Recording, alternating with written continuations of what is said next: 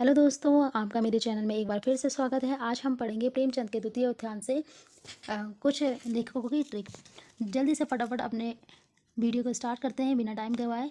तो सबसे पहले हम पढ़ेंगे विशंबरनाथ शर्मा कौशिक। ठीक है, किसको पढ़ेंगे? विशंबरनाथ शर्मा कौशिक के 3 उपन्यास दिए हुए हैं यहाँ पे, तो हम उनको ही पढ़ेंगे। तो देखिए कैसे पढ़ेंगे कि विशंबरनाथ है, एक विशंबरनाथ है, तो उन्होंने देखा जो माँ है वो भिखारिण संघर्ष, यानी एक कहते विशंबरनाथ शर्मा ने देखा कि एक माँ है वो भिखारिण बनी हुई है और वो अपने जीवन में संघर्ष कर रही है। क्या कर रही है? संघर्ष कर रही है। तो माँ भिखारिण संघर्ष यानी वो अपने जीवन में संघर्ष कर रही है। तो इस प्रकार से इसको याद कर सकते हैं। फिर माँ क्या है, यहाँ पे देखिए वर्ष याद करना है 29 29 43। ठीक है, तो माँ क्या कितने साल की है? 29 साल की है। 29 साल में ही वो भिखारी बन गई थी। ठीक है, किसी की माँ को देखा गया विशंबरनाथ ने, तो वो 29 साल की है और 29 साल में भिखारी बन गई और 45 साल तक उसका संघर्ष चलता रहा। तो इस प्रकार से आप याद कर सकते हैं। अब बाद में इसका विषय देख लेंगे कि माँ की महिमा बताई गई है इसमें। आप देखिए बहुत जल्दी से आपको फटाफट याद हो जाएगा कि माँ जो है, माँ की महिमा बताई गई है। भिखारिण है, अंतर्जातीय विवाह की समस्या या प्रेम की त्रासदी का चित्रण किया गया है। ठीक है, भिखारिण है तो उसको क्या होगा? प्रेम तो मिलेगा ही नहीं, पहली बात। और दूसरा ये है कि अगर वो शादी भी करना चाहे तो अंतर्जातीय में ही कर सकती है, क्योंकि अब उसका कोई भिखारी नहीं है, तो कोई वैसा कोई उसका शादी करने वाला नहीं है, तो अंतर्जातीय विवाह कर सकती है। ठीक है, तो ऐसे याद कर सकते हैं। अब संघर्ष में आर्थिक विषमताओं के कारण प्रेम की निष्फलता का चित्रण किया गया है। ठीक है, पैसा नहीं है इसलिए संघर्ष कर रहे हैं। ठीक है, आर्थिक विषमताएं आ रही हैं और देखिए पैसा नहीं होगा तो प्रेम भी कहते हैं सफल नहीं हो पाएगा। ठीक है, तो इसलिए यहाँ पे ये दिखाया गया है। फिर आते हैं आपका शिवपूजन साहा ने 1926 में देहाती दुनिया शीर्षक से एक उपन्यास की रचना की थी। ठीक है, तो शिवपूजन साहा का 1926 में देहाती दुनिया, ये वाला क्वेश्चन बहुत पूछा जाता है और इसको ट्रिक से क्या ऐसे ही आपको याद हो गया होगा, ज़्यादा टफ नहीं है, तो इसको आप ऐसे ही देख लेना। डॉक्टर गोपाल राय के अनुसार देहाती दुनिया एक आंचलिक आंचलिक उपन्यास है। ठीक है, आपको पता चला है कि देहाती है, देहाती क्या है? आंचलिक होता है ये। ठीक है, तो जितने भी आंचलिक उपन्यास होते हैं वो लिखे जाते हैं ऐसे ही। फिर आता है आपका चंडी प्रसाद हृदयेश ने भावपूर्ण आदर्शवादी शैली में मनोरमा और मंगल प्रभात उपन्यास की रचना की। ठीक है, तो देखिए ऐसे याद कर सकते हैं कि चंडी यानी आप कहते हैं काली जी को चंडी भी बोलते हैं, तो वो मनोरमा भी होती हैं कभी। ठीक है, यानी मनोरमा भी होती हैं। और कहते हैं उनका जो नाम होता है वो मंगल भी होता है, यानी मंगल यानी उनका नाम शुभ है। ठीक है, शुभ है यानी मंगल है, तो आप ऐसे याद कर सकते हैं कि वो मनोरमा भी है और मंगल भी है। ठीक है, सबका मंगल करने वाली हैं और वो मनोरमा भी है, ऐसे आप याद कर सकते हैं। तो इनका सन क्या है? 1924 और 1926। मैं आपको जल्दी बता रही हूँ ताकि ये मेरा वीडियो ज़्यादा लंबा ना हो और आपका समय भी बच जाए, इसलिए मैं जल्दी जल्दी आपको बता रही हूँ।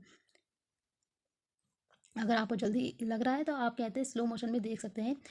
फिर आता है पांडे बेचैन शर्मा उग्र ने सर्वप्रथम हिंदी उपन्यास में प्रतीकात्मक प्रविधि का प्रवर्तन किया। अब यहाँ पे जितने भी आपके ये लाइन से दी गई है सारी इंपॉर्टेंट दी गई है और सारी आपके टीजीटी पीजीटी में आई हुई है। ठीक है, तो उपन्यास जो उग्र थे उन्होंने कौन से हिंदी उपन्यास में सबसे पहले प्रतीकात्मक प्रवृत्ति का प्रवर्तन किया है। ठीक है, ये याद करते हुए चलना।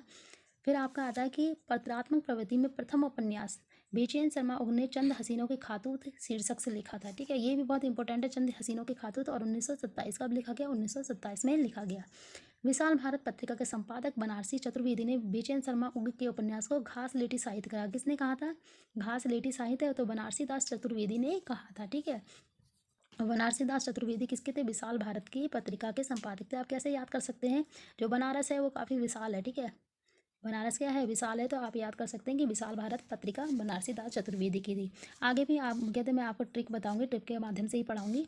चलिए आगे बढ़ते हैं। अब देखिए बेचैन शर्मा उप के उपन्यास यहाँ पे दिए गए हैं। ठीक है, उपन्यास भी दिए गए हैं, सन भी दिया गया और विषय भी दिया गया है। तो पहले हम उपन्यास याद कर लेंगे, फिर बाद में विषय को देखेंगे। वैसे भी आपने ज़्यादातर देखा होगा कि वर्ष आपका बहुत कम पूछा जाता है। ठीक है, वर्ष उसका ही पूछा जाता है जो काफ़ी इंपॉर्टेंट होती है। तो ज़्यादा मुझे नहीं लगता कि ज़्यादा कहते हैं बहुत सारे ज़्यादा आपको वर्ष याद करना है। कुछ इंपॉर्टेंट उपन्यास हैं जिनके वर्ष आपको याद करने चाहिए। तो देखिए पहले चंद हसीना के खातूत, दिल्ली का दलाल, बधुआ की बेटी। ठीक है, अब हम इसको ही लेके चलेंगे। देखिए जो बेचैन शर्मा थे, यानी बेचैन थे, या तो बेचैन शर्मा पकड़ लीजिए या उग्र पकड़ लीजिए। ठीक है, तो जो बेचैन शर्मा थे उन्होंने चंद हसीनों के खातूत, दिल्ली का दलाल और बधुआ की बेटी, जो चंद हसीना के बेचैन चंद हसीना के खातूत थे। अब ऐसे याद करना आपको कि बेचैन चंद हसीना के खातूत थे, वो दिल्ली के दलाल के पास बधुआ की बेटी ले गए। ठीक है, जो बेचैन चंद्र हसीना के खातूत थे, चंद्र हसीना के खातूत थे, वो दिल्ली के दलाल के पास बधुआ की बेटी ले गए। किसकी बेटी ले गए? बधुआ की बेटी ले गए। अब क्यों ले गए? शादी कराने के लिए। ठीक है, अपने दिमाग में ऐसे रखना, शादी कराने के लिए बधुआ की बेटी ले गए। और किससे कराने के लिए? शराबी से। शराबी से कराने के लिए ले गए। तो शराबी बोल रहा है कि सरकार तुम्हारी आंखों में। अब किससे बोल रहा है? वो चंद हसीना खातूत से बोला है कि सरकार तुम्हारी आंखों में। अब सरकार तुम्हारी आंखों में चॉकलेट, यानी कहने का मतलब ये है कि बधुआ की बेटी लाए हो तो सरकार, शराबी कह रहा है कि सरकार तुम्हारी आंखों में चॉकलेट दिखाई दे रहा है। यानी अगर बधुआ की बेटी की शादी शराबी से करा दी जाएगी तो तुम्हें प्रॉफिट में कुछ मिलेगा, यानी चॉकलेट मिलेगा। तो वो जो चंद हसीना के खातून थे वो बोला है जी जी जी, यानी वो सहमति बता रहा है कि जी जी जी ऐसा ही है।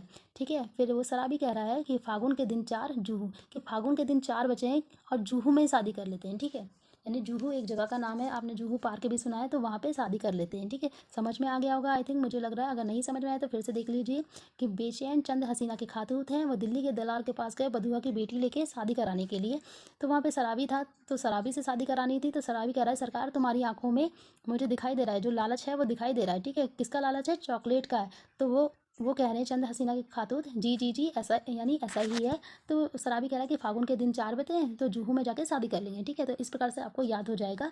फिर अब देखिए, आप सन अपने आप ही देख लेना कि सन कैसे याद कर सकते हैं आप। जैसे आप ऐसे याद करते हैं कि जो चंद हसीना के खातूत हैं वो कितने साल के? 27 साल के। ठीक है, ज़्यादातर लड़के कितने साल के होते हैं? 27 28 ऐसे ही साल के। तो 27 साल के चंद हसीना के खातूत भी है, दिल्ली का दलाल भी 27 साल का है। ठीक है, तो दोनों की जोड़ी बन गई ना, तभी तो चंद हसीना के खातूत दिल्ली के दलाल के पास गए 27 साल के। जो बधुआ की बेटी है वो 28 साल की है।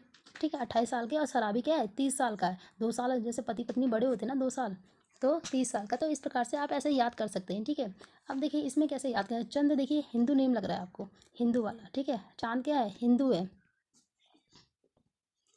चांद क्या है आपका? जो चंद है वो हिंदू नेम है, और हसीना क्या है? मुस्लिम नेम। तो हिंदू मुस्लिम के प्रेम का विवाह का चित्रण किया है। ठीक है, अब दिल्ली का दलाल, दलाल क्या करेगा? क्रय विक्रय, यानी लड़कियों को खरीदना और बेचने का काम। ठीक है, तो यहाँ पे अब बधुआ की बेटी, अब देखिए बधुआ की बेटी, अब देखिए बड़ा बेचारा टाइप का लग रहा है। अब शराबी से शादी होगी बधुआ की बेटी, तो यहाँ पे उसका नाम क्या है? मनुष्यानंद। क्या है उसका नाम? मनुष्यानंद। यानी इसका जो रूपांतरण हुआ था वो मनुष्यानंद नाम से भी हुआ था। ठीक है, और यहाँ पे अछूतो द्वार की समस्या दिखाई है। ठीक है, अछूतो यानी बधुआ कैसा है? अछूतो है, तो यहाँ पे अछूतो द्वार की समस्या दिखाई गई है। ठीक है, अब देखिए शराबी है, तो वो शराबी क्या करता है? शराब पीता है और वैश्याओं के यहाँ जाता है, तो वैश्या और शराबी घरों का नग्न यथार्थ चित्रण किया है। सरकार तुम्हारी आंखों में शासन तंत्र का अव्यवस्था एवं प्रजा की पीड़ा का चित्रण किया गया है। ठीक है, तो ये आपको जल्दी फटाफट याद हो जाएगा। फिर देखिए, प्रतिवाद उपन्यास के जनक जोला को माना जाता है। किसको माना जाता है? जोला को माना जाता है। और हिंदी के प्रतिवाद उपन्यास के जनक पांडे बेचैन शर्मा उग्र को स्वीकार किया जाता है। ठीक है, तो आप ये दोनों याद रखना, दोनों ही इंपॉर्टेंट है कि प्रतिवाद उपन्यास का जनक जो है जोला को माना जाता है, और प्रतिवाद उपन्यास के जो जनक है पांडे बेचैन शर्मा, उनको भी माना जाता है। ठीक है, अगर आपको मेरा वीडियो अच्छा लगता है तो लाइक करिए, शेयर करिए और सब्सक्राइब करिए।